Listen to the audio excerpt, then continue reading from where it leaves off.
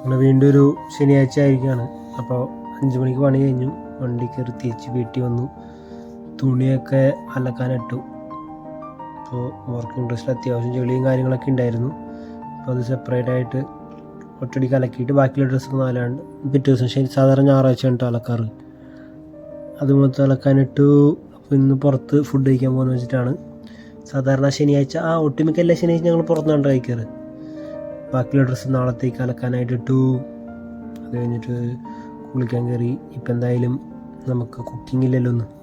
അത് കഴിഞ്ഞിട്ട് റൂമിൽ പോയി ഡ്രസ്സ് മാറി വന്നു.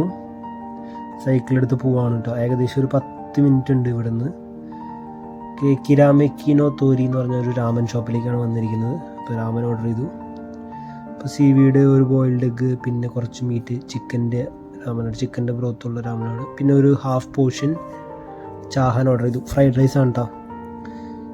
ഇപ്പോൾ അജിനോമോട്ടോ ഒക്കെ ഇട്ടുകൊണ്ട് നല്ല ടേസ്റ്റ് ഉണ്ടായിരുന്നു കേട്ടോ. അജിനോമോട്ടോ ആക്ച്വലി ജാപ്പനീസ് ആണ് കേട്ടോ. അജീനോമോട്ടോ, അജി എന്ന് പറഞ്ഞു കഴിഞ്ഞാൽ ടേസ്റ്റ് എന്നാണ് അർത്ഥം. ടേസ്റ്റ്. മോത്തോ എന്ന് പറഞ്ഞു കഴിഞ്ഞാൽ base, the base of the taste. Base of taste എന്നാണ് അജിനോമോത്തോയുടെ അർത്ഥം.